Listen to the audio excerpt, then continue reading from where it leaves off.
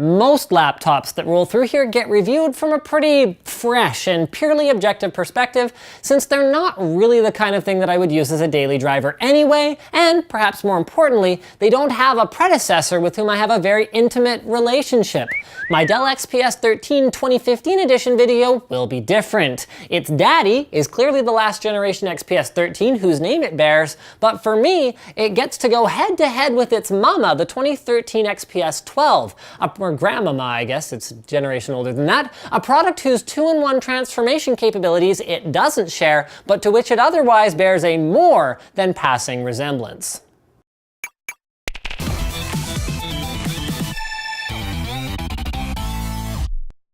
The MSI GT80 Titan is the world's first gaming laptop with a fully mechanical keyboard and features dual GTX 980Ms in SLI. Click now to learn more. So let's begin with the highlight feature, the 13. Now this laptop is available with a 1080p non-touch display with standard glass, but I think most people would argue that you're not really doing your XPS 13 right unless you opt for the premium super high pixel density 3200 by 1800 IPS Gorilla Glass covered 10-point multi-touch option that Dell is calling Infinity Display. And as much as that's a silly, meaningless marketing word, man, it's beautiful. And like the hyper thin 5.2mm bezel allows the XPS 13 to actually be about an inch less in width and height than my 12.5-inch XPS 12 while delivering a larger display.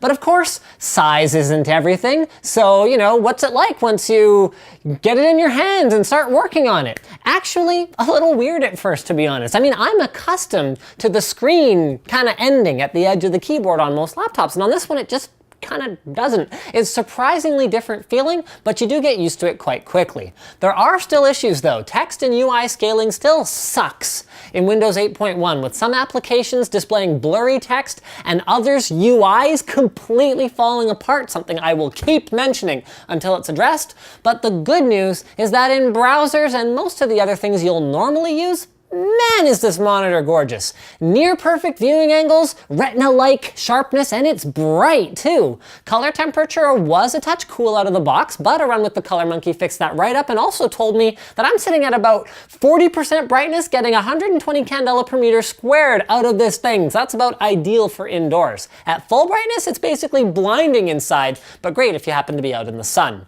But of course, if you just wanted to hear about how great the screen is endlessly, then you could watch this 10-hour loop we created of me talking about how great it is. If you're not into that sort of thing, well then keep watching this video because this pony has a lot more tricks up its wherever a pony would store tricks.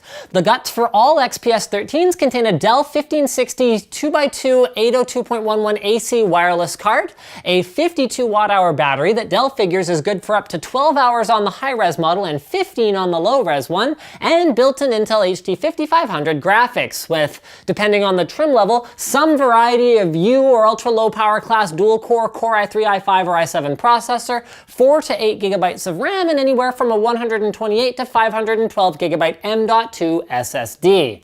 Now hold on a second there, Linus. That SSD sounds like super cool and fast and PCI Express, but either I've got like wax buildup in my ear, or you just said this notebook has 4 gigs of RAM on the $1,000 model and a mere 8 gigs on the $1,750 model? Well, you might have enough wax in your ear to cause hearing problems. Gross, by the way. But that wasn't the issue just now. Dell's 2015 XPS 13 doesn't even have the option to configure it with more RAM than I can fill up with a single multi-tabbed internet browser. Ugh. There is more good stuff though. The material choices are superb, with a similar machined aluminum and real carbon fiber black and silver theme to the one that I have and love so much. The whole device is astonishingly slim, yet even while running the work benchmark that I used for battery life testing in PC Mark 8, the fan stayed either very quiet and sometimes didn't even spin, and the I/O has been dramatically improved for me anyway, by the addition of an SD card reader to go with the USB 3 port and lock on this side, and the additional USB 3 port, 4K capable mini DisplayPort port, power jack, battery life indicator, and 4-pole combo audio jack on the other. But I have more criticism too. While the bottom is a solid chunk of aluminum with only vent holes and rubber feet to disrupt its awesomeness, and the screen itself is phenomenally rigid considering how thin and basically bezel-less it is, the keyboard has taken a significant backward step in the build quality department. The backlight is nice and white, and the layout is pretty much ideal other than a slightly shorter than I'd like backspace key, but the key travel distance is very short. The membrane switches have an unsatisfying front heavy and sudden tactile bump, and much more importantly than any of that other stuff, the entire keyboard has way more flex than I'd expect in a premium product like this, regardless of how thin and sexy it is. While I'm piling on, I do have some other gripes in no particular order.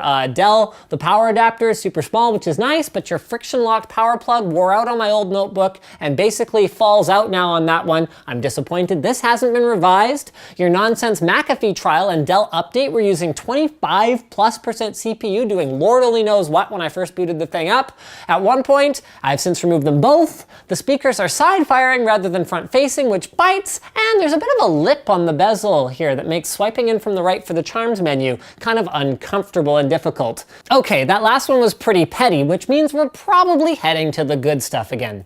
The precision trackpad's default medium delay for palm rejection is horrible, but once I changed that, I got used to it pretty quickly. There is something I can't quite put my finger on. What a joke. But even now, I'm actually experiencing some kind of cursor acceleration-based tracking annoyances with fine movements, but I'm pretty sure that's Windows' fault. So as far as the hardware is concerned, overall accuracy, responsiveness, and the feel of this glass pad with seamless clicky buttons on the bottom is very, very solid. And so was pretty much the rest of this device. I mean, thanks to its 5th gen processor, my i5 equipped model managed a score of 2846 in the PCMark Work Suite that I ran as a battery life benchmark. And to see how far we've come in the last couple of years, well, it did that while managing 35%, yes, deep into double digits, more battery life than my old product. And speaking of battery life, Dell actually sent over this battery pack thing, which you can use to squeeze some extra out of it and charge other stuff like your phone while you're at it if you're into that sort of thing. So we have come a long way.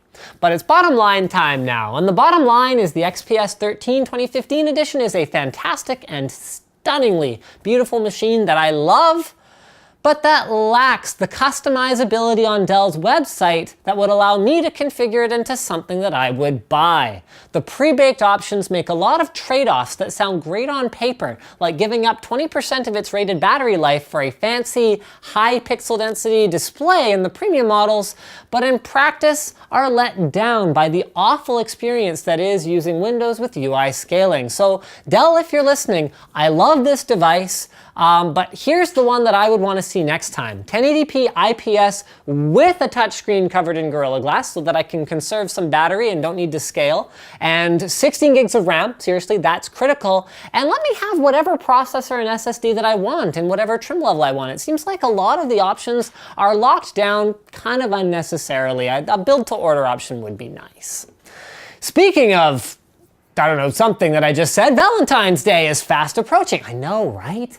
And today's sponsor, ProFlowers, has a great solution to this wondrous occasion for our subscribers in the US. They're a flower delivery service that saves you the hassle of going to the store and selecting something at the last minute. Just head over to their website, pick out something that you like, check out, and boom, they're set to deliver on Valentine's Day. Delivery on that day is guaranteed, by the way, and their flowers last 7 days or your money back. And today they're offering the Linus Tech Tips audience a special deal. You can get a dozen assorted roses with a glass vase for $20, or you can upgrade to a dozen red roses, an elegant ruby vase, and a box of gourmet chocolates and a lavender spa trio for another $20. So click the link in the video description to get the deal. It's a great, affordable idea, and it only takes a few minutes. Just like watching this video did. Like it if you liked it, dislike it if you disliked it, leave a comment if your feelings are more complicated than this. As always, we have links in the video description to support us. You can buy a cool t-shirt like this one, you can give us a monthly contribution, or you can change your Amazon bookmark to one with our affiliate code, so every time you buy one of these, I don't even know if they have these on Amazon, probably, let's hope they do,